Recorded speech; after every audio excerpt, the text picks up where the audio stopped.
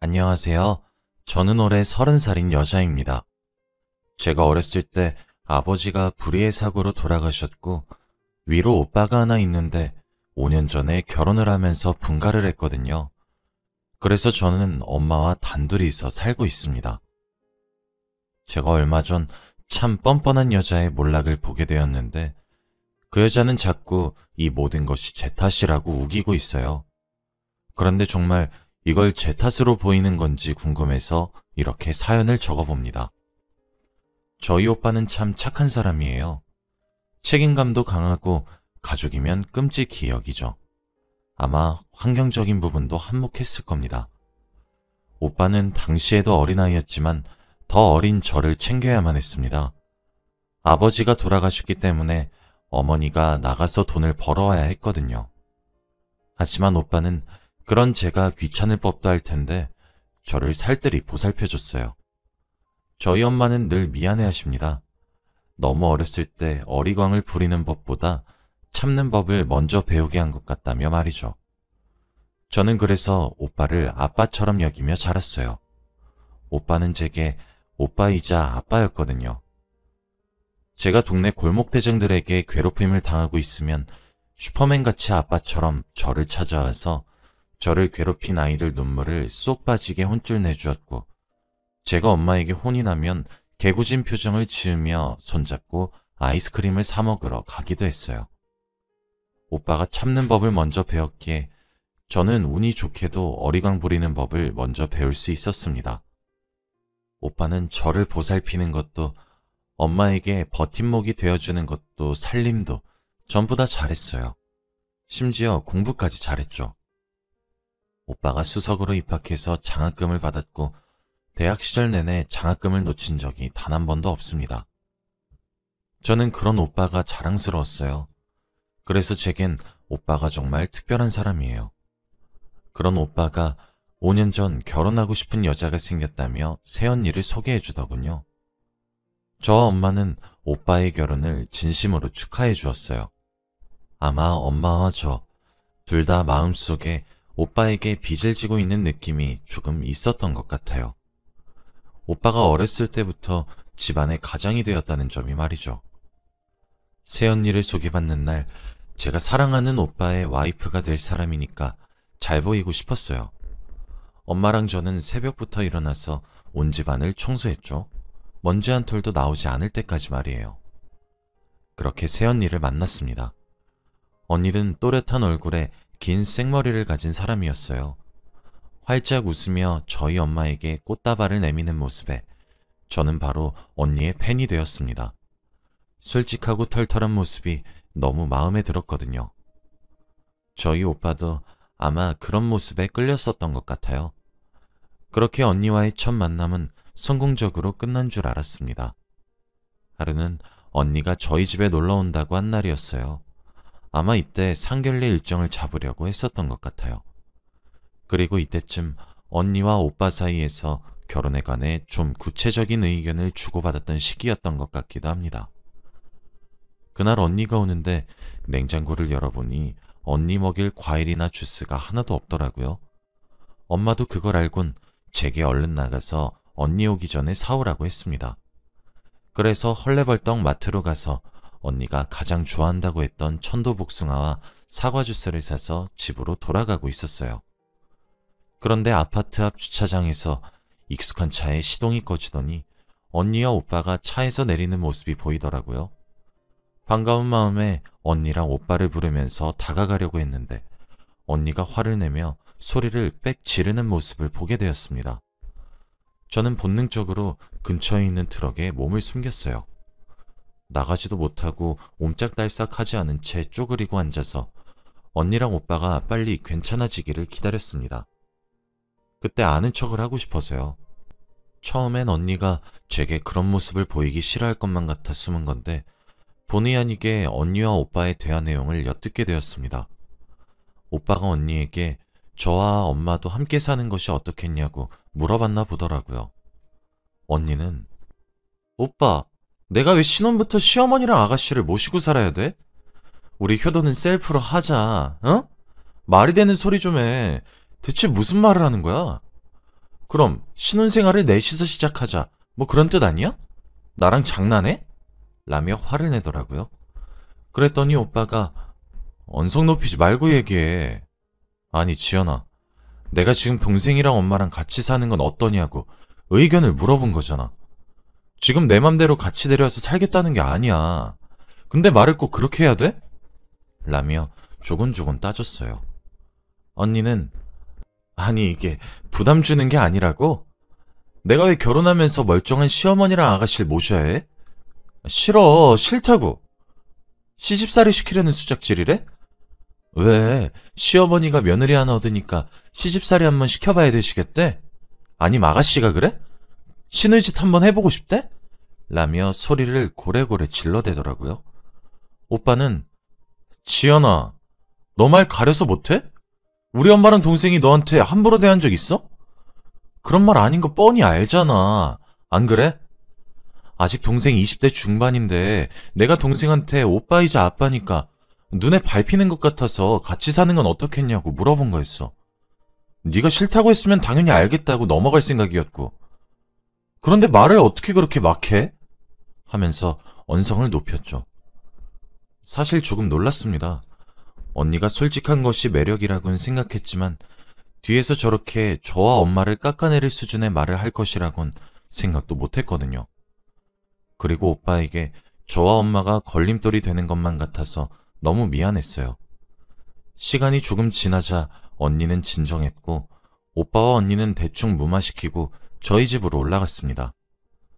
전 그로부터 10분 후 집으로 올라갔죠.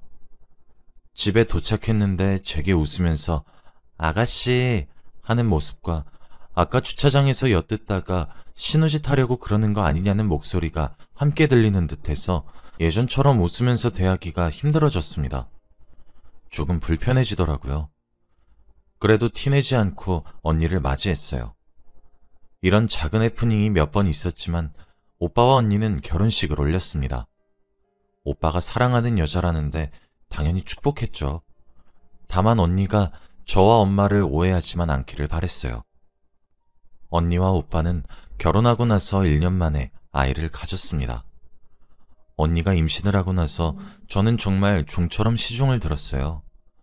언니는 하루에도 12번은 불러 제껴서 이거 먹고 싶다 저거 먹고 싶다 하며 시켜 먹었죠. 저도 취직을 해서 일을 하는 입장인데도 불구하고 매일 전화에 시달렸습니다. 오빠에겐 말도 하지 않았죠. 제가 하는 것이 당연하다고 생각했었거든요. 첫인상부터 제 마음에 쏙 들었던 언니는 어느 순간부터 온데간데 없어졌어요. 그리고 조카가 태어났습니다. 조카는 여자아이였어요. 처음 가져보는 조카인데다 처음 보는 갓난아기였죠. 너무너무 사랑스러운 겁니다. 저희 오빠도 입이 귀에 걸렸어요. 출산하고 난 이후가 몸이 더 힘든 것을 알았기에 저는 언니가 해달란 것은 다 해줬습니다. 심부름을 시키면 귀차탄 내색도 하지 않고 말이죠. 그러던 어느 날이었어요. 그날은 주말이었는데 오빠가 회사에 급한 문제가 생겨서 출근을 했고 집에 언니와 아기만 있었죠. 언니는 저희 엄마가 만든 음식이 너무 땡겨서 먹고 싶은데 가는 게 너무 힘이 든다며 제게 가져와 달라고 했어요. 음식을 싸서 신혼집에 도착했죠. 원래 띵동 초인종을 눌렀는데 그날 오빠가 회사를 급하게 나가며 문을 덜 닫고 나갔는지 현관문 도어락이 먼저 잠겨서 현관문이 닫혀있지 않은 상태로 있더라고요. 그래서 전 그대로 현관문을 열고 집에 들어갔습니다. 언니가 어디 있나 싶어서 두리번거리는데 안방에서 전화를 하는 듯한 목소리가 들리더라고요. 그런데 대화 내용이 이상했습니다. 야, 내가 아무리 계산을 해봐도 너랑 갔을 때가 확실해. 아, 진짜 들키면 어떡하지? 방법 없냐? 아, 내가 그때 나이트를 대체 왜 갔어가지고. 라는 대화 내용이 줄줄줄 들리는 게 아니겠어요? 저는 아무것도 모르고 언니, 저 왔어요. 라고 했더니 언니가 서둘러 전화를 끊고 저를 맞이하더라고요. 어떻게 들어왔어? 라며 당황해하는 언니에게 현관문 언니가 열어놓으신 것 아니에요? 열려있던데? 라고 말했죠. 원래 제가 가면 마실 것 한 잔은 대접해주는데 언니는 너무 피곤하다며 음식을 받자마자 저를 다시 내보내더라고요. 뭔가 이상하고 어색했지만 정확히 뭐가 이상하고 어색한진 모르겠더라고요. 찝찝했죠. 그렇게 시간이 흐르고 아기는 날이 갈수록 쑥쑥 자라왔습니다. 중간중간 오빠와 언니는 이혼 얘기가 몇 번 찾아왔어요. 사실 저희 오빠는 참는 것이 버릇이 되어 있다고 해도 무방할 정도로 힘들단 이야기를 하지 않습니다.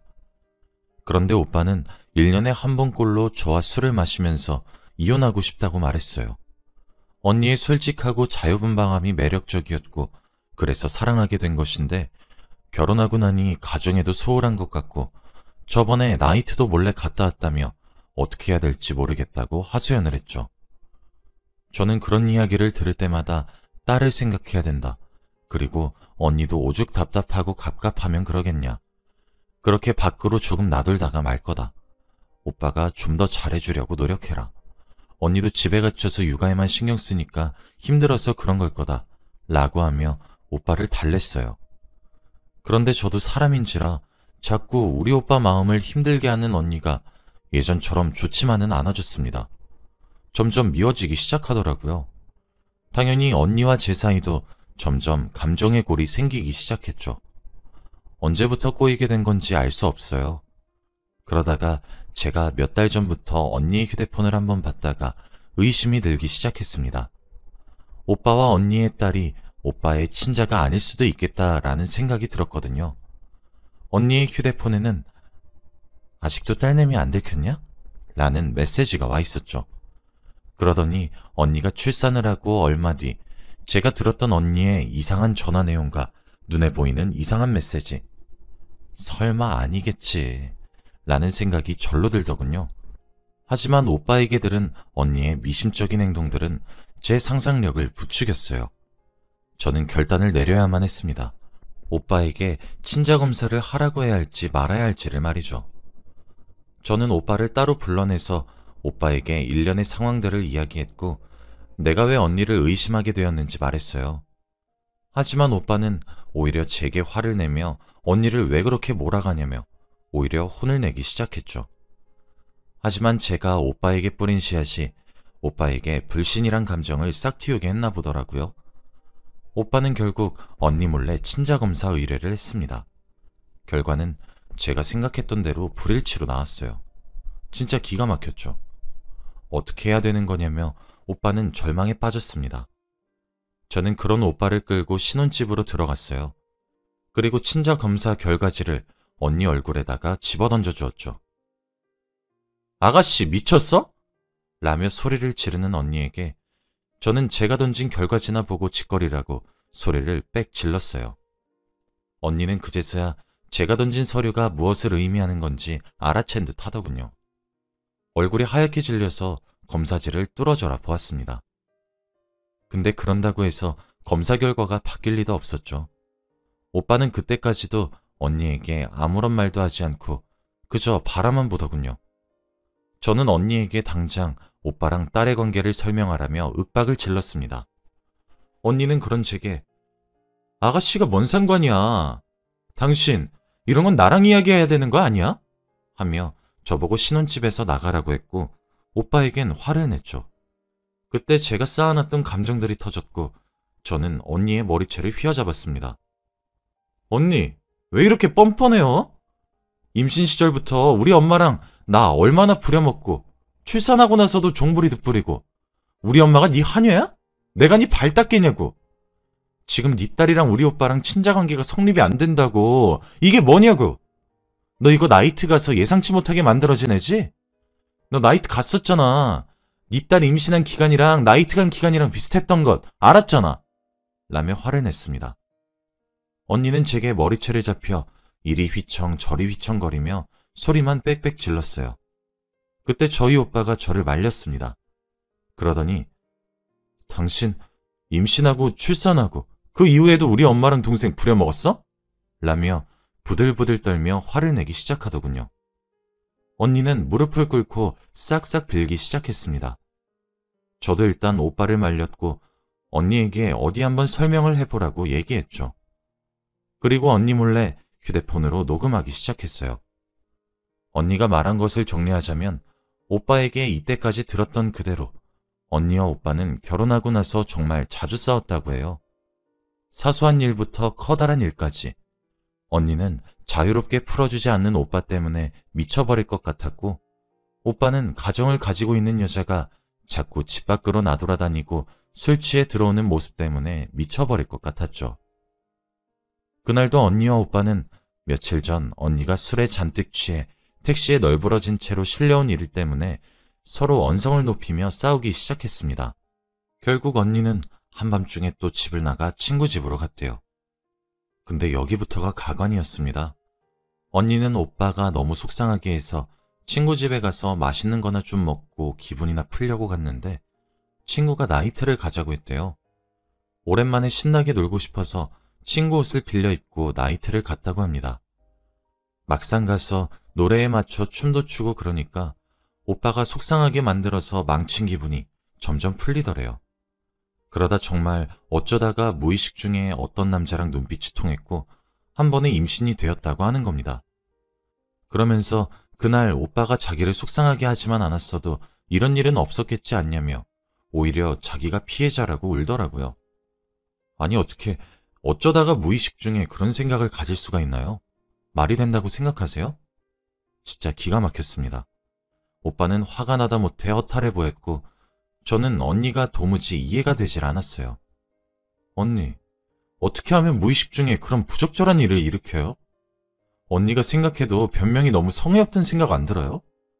그리고 언니가 나이트 가서 엉덩이 실룩거리면서 실컷 놀고 낯선 남자랑 일을 벌인 게 왜 오빠 탓이에요? 진짜 제발 생각 좀 하고 말하세요. 라고 했더니 저를 죽일 듯이 노려보면서 아가씨가 그랬구나? 아가씨가 친자검사하라고 강요했어? 너 이거 진짜 명예훼손이야. 알아? 반강제적으로 친자 확인을 시켰다는 거지? 너 고소할 거야 내가. 라며 화를 내더라고요.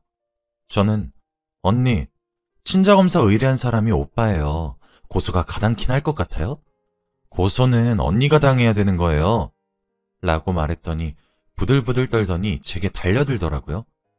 옆에 앉아있던 오빠는 그런 언니를 제지하고 언니에게 말했어요. 소송까지 하기 싫으니까 내일 서류에 도장 찍어. 애는 네가 데려가고 이혼하자. 그리고 신혼집에서 언니에게 아이를 안기고 난 후 지갑과 휴대폰만 건넨 채 밖으로 내쫓았어요. 언니는 실컷 화를 내다 제풀에 지친 건지 친정으로 간 것 같더라고요. 그런데 진짜 여기서 더 기가 막혔던 건 신혼집에서 오빠를 도와 언니 물건으로 보이는 물건들을 모아서 짐을 싸고 있었습니다. 그런데 소파 근처에서 언니 노트북이 있더라고요. 그것도 언니 것이니까 챙겨줘야 하잖아요. 그래서 전원을 끈 뒤 노트북을 챙기기 위해 덮어놓은 노트북을 열었습니다. 그랬더니 컴퓨터 버전의 카카오톡이 떠 있는데 언니 아이디로 로그인이 되어 있더라고요. 그런데 그때 실시간으로 나누고 있는 대화가 가관이었습니다. 언니의 가장 최근 대화는 친구와 나눈 대화였고 그 대화 내용은 결혼하고 나서 가정주부로 계속 일했는데 집이 오빠 명이잖아.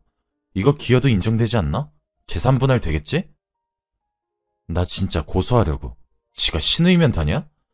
진짜 신우가 오빠한테 친자 확인 강요한 게 분명하대도 혼인 파탄 이유로 신우이 고소하려고. 아 진짜 신우이한테 손해배상도 청구할 거야. 걔 때문에 한 가정이 깨졌잖아. 아니 그래도 오빠 친자는 아니지만 지금 우리 딸 4살 될 때까지 친자식처럼 키웠잖아. 그럼 양육비도 주겠지? 등의 메시지를 주고받은 거더라고요. 저는 오빠를 불러 대화 내용을 보아주었고 오빠는 정말 끝장을 볼 생각으로 마음을 굳히더라고요. 오빠는 그렇게 지금 이혼 소송 중에 있습니다. 원래는 협의 이혼으로 몸만 내쫓고 말 생각이었다고 해요. 그래도 한때 가장 사랑했던 사람이고 앞으로 혼자 아이를 키워야 될 테니까요. 오빠는 이혼 소송을 했습니다. 당연히 아이의 존재도 부정했죠. 저희가 대화를 나누었을 때 제가 녹음했던 파일도 증거로 채택되었고 언니는 오히려 저희 오빠에게 위자료를 물어줘야 된다고 판결을 받았습니다. 그리고 아이의 양육권은 언니가 가지는 것이 당연했고 저희 오빠는 아이가 친자가 아니란 사실을 알자마자 바로 소송을 걸었기에 부양하지 않아도 된다는 판결도 받게 되었죠.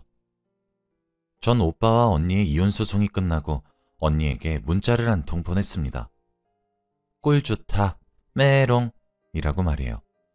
언니는 제 문자를 보고 화가 많이 났던 것인지 제게 욕설이 가득 담긴 문자를 며칠에 걸쳐서 20통이나 보내더군요.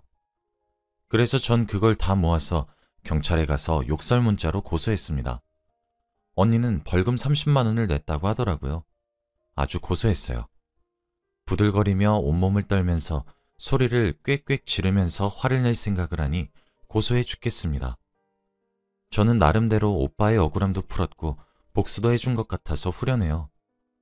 오빠는 아직까진 언니에게 받은 상처가 치유되지 않아서 많이 힘들어 보이지만 언제나 그랬듯 오빠가 딛고 일어설 수 있을 것이라고 믿어요. 긴 글을 읽어주셔서